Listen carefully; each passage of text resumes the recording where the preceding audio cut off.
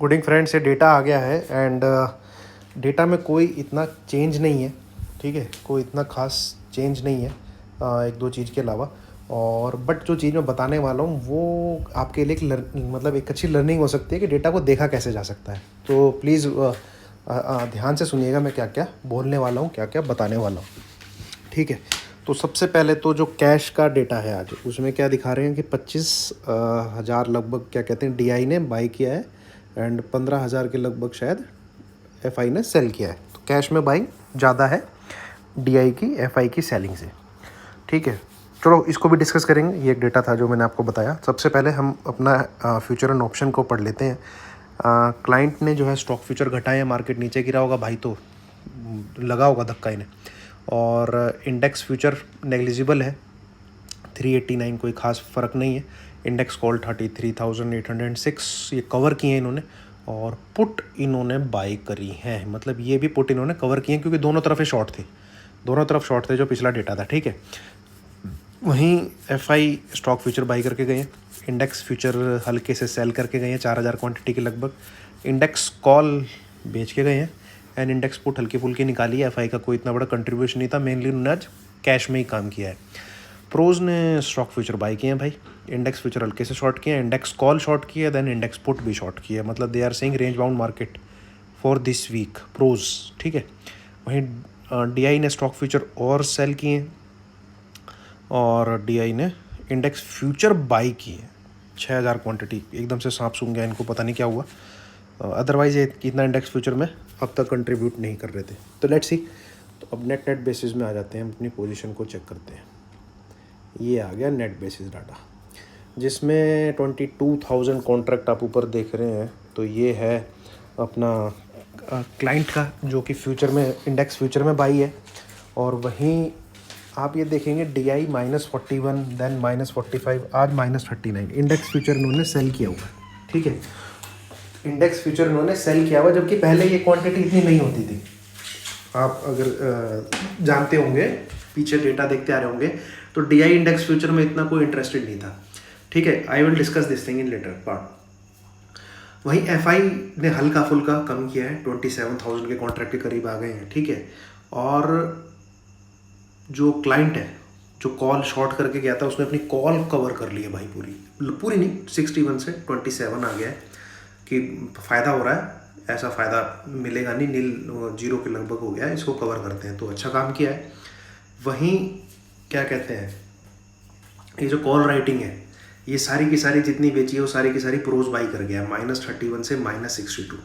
और अपना FI 92 से 89 लगभग वही डेटा है, कोई खास चीज़ नहीं है। पुट में आ जाइए, पुट भैया रगड़ी गई हैं क्लाइंट की, -153, तो उन्होंने 20,000 कवर करी। बड़ा अभी भी बड़ा डेटा ही -133 का यही है। और पुट राइटिंग जितनी घटी है वो पुट राइटिंग अपनी बढ़ाई है प्रोज ने, कितनी, -37। यहाँ पे स्टॉक फ्यूचर का डेटा मैं आज आपको ज़रूर बताना चाहूँगा क्या है उसमें। 631 रह गया है क्लाइंट, जो कि अभी भी सबसे बड़ा डेटा है, -857। ये आप देख रहे होंगे, ये पिछले क्या कहते हैं, पिछले 2-3 महीने से 6 हुआ 7 हुआ, -857 स्टॉक फ्यूचर DI सेल में।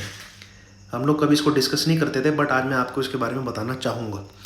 वहीं FI क्या है, 1,15,000 कॉन्ट्रैक्ट अपना स्टॉक फ्यूचर का बाई में है, थोड़ा बढ़ाया इन्होंने, कोई पर्टिकुलर सेक्टर चुना होगा।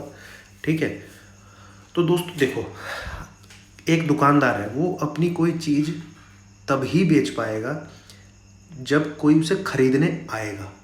ठीक है, तो किसी भी चीज़ का अगर सौदा होना है, एक खरीदार चाहिए और एक बेचदार चाहिए। तो ये खरीदार और बेचदार मार्केट में कौन है, ये है FI और DI। जब FI बेचेंगे तो DI को वो खरीदना पड़ेगा, मतलब 4-4, 5-5 हज़ार करोड़ की अगर कोई सेलिंग कर रहा है, 2-2, 3-3 हज़ार करोड़ की सेलिंग, क्लाइंट कहाँ से इतने पैसे लाएगा भाई, कहाँ से इतने पैसे लाएगा। ठीक है, तो क्या करते हैं, DI खरीदते हैं, FI बेचते हैं, DI खरीदते हैं, DI खरीदते हैं, FI बेचते हैं। तो जब FI पीछे बेचते जा रहे थे, तो आपको याद होगा जब मार्केट नीचे आता जा रहा था, DI खरीदते जा रहे थे। ठीक है, ये आपने देखा था, लास्ट ईयर की बात कर रहा हूँ। अब DI बेचते गए तो FI खरीदते गए और मार्केट चला गया टॉप पे, दबा के खरीदते गए नवंबर के बाद से। ठीक है, अब क्या हो रहा है, अब FI बेच रहे हैं, DI खरीद रहे हैं। क्यों? क्योंकि इतना बड़ा पैसा किसी और के पास नहीं है इसको क्या कहते हैं, कोई बेच रहा है तो कोई खरीद रहा है। ऐसा करने के लिए क्लाइंट अकेला प्रोज इतने हज़ार करोड़ की नहीं खरीद सकते।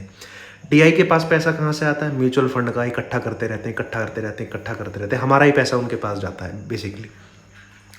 अब देखो, अगर ये कैश में उनका बेचा एफआई का बेचा हुआ माल खरीदते रहते हैं और मार्केट नीचे जाती है, तो आप ये देखो डीआई -857,000 कॉन्ट्रैक्ट स्टॉक फ्यूचर के सेल में करके बैठा है।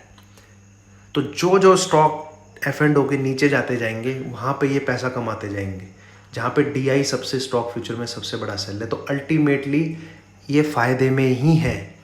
और ये पैसा कहाँ से खाया जाएगा? ये जितना कि एक क्लाइंट बाई करके गया 6,31,000। तो कैश की बाइंग सेलिंग, वो जब एफआई खरीदेगा एफआई को प्रॉफिट होगा, वो एफआई बेचेगा जब एफआई को प्रॉफिट होगा, और जब डीआई बेचने में आएगा उसको प्रॉफिट होगा।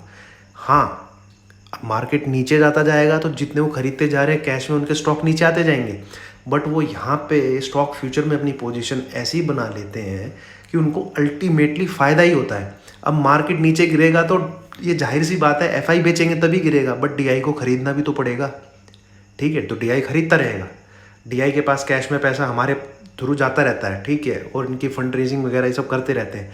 बट स्टॉक फ्यूचर जब आप देखेंगे -8,57,000 कॉन्ट्रैक्ट ये लोग शॉर्ट में हैं, तो सोचो कितना पैसा आएगा इनके पास अगर मार्केट नीचे गिरता है तो। ये लूटेंगे 6,31,000, क्लाइंट लूटेगा, अल्टीमेटली क्लाइंट ही लूटेगा, ठीक है? ये चीज़ मैं आपको बताना चाह रहा था। तो आपको डेटा हमेशा इसलिए ऐसा देखने को मिलता है कि डीआई बेच रहा है तो एफआई बाई कर रहा है, एफआई बेच रहा है तो डीआई बाई कर रहा है। बहुत रेयरली होता है कि दोनों ने सेल किया, दोनों ने बाई किया, ठीक है? ऐसा बहुत कम होता है, क्योंकि एक दूसरे को, इनकी मजबूरी है हेल्प करना, ठीक है? इनकी मजबूरी एक दूसरे को हेल्प करना। अब आ जाइए कल के लिए स्टिल सबसे बड़ा डेटा गाइस पुट का ही है, जो कि है -133 और -37 मिला के होते हैं 170, और ऊपर का है -27 -16 ये मिला के होते हैं 89 जो कॉल का है, ठीक है? अगर मार्केट रेंज बाउंड भी रहता है तो मैं अप साइड के लिए बिल्कुल खेलना नहीं चाहूँगा, जस्ट बिकॉज ऑफ सेंटीमेंट, क्योंकि मार्केट सेंटीमेंट को रिएक्ट कर रहा है, मार्केट सेंटीमेंट पे रिएक्ट कर रहा है, ठीक है? तो बाय 14,500 के ऊपर ही है देखा जाए तो, उससे पहले बाय नहीं है, ठीक है? सेल हम देखेंगे सिनेरियो कहाँ बनेगा कल, कहाँ मार्केट ओपन होता है, कौन से लेवल पे खेलने को मिलता है, 380 वाले लेवल पे खेलने को मिलता है कि 300 वाले लेवल पे खेलने को मिलता है कि 240 वाले लेवल पे खेलने को मिलता है कि 14,200 वाले लेवल पे खेलने को मिलता है, वो सुबह की बात है। या फिर भाई मार्केट 14,400 के ऊपर खुलता है, वो उसके लिए आपको चाय की चर्चा के लिए वेट करना पड़ेगा। ये मेरा डेटा एनालिसिस था, डेटा जैसा पहला था वैसा ही अब है। बड़ी क्वांटिटी पुट साइड राइटिंग की है, अगर मार्केट गिरेगा तो एफआई भी कमाएंगे, डीआई भी कमाएंगे, ये दोनों कमाएंगे। और मार्केट इन केस ऊपर जाता है तब भी एफआई कमाएंगे, क्योंकि वो कॉल की बाइंग में है।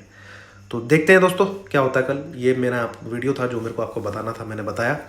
कोविड के केसेस पे नज़र रखिए, इंडिया का स्पाइक जो है वो तो आएगा ही। यूरोप के जो केसेस आते हैं उन पे नज़र रखिए, क्योंकि जिस दिन यूरोप का मार्केट रिएक्ट करेगा तो वहाँ इकट्ठा यूके, फ्रांस ये सब रिएक्ट करेंगे, और फिर वो वर्ल्ड में सेलिंग आएगी और उसको हमारा मार्केट फॉलो करेगा ही करेगा। तो उस दिन बड़ा फॉल आएगा, ठीक है?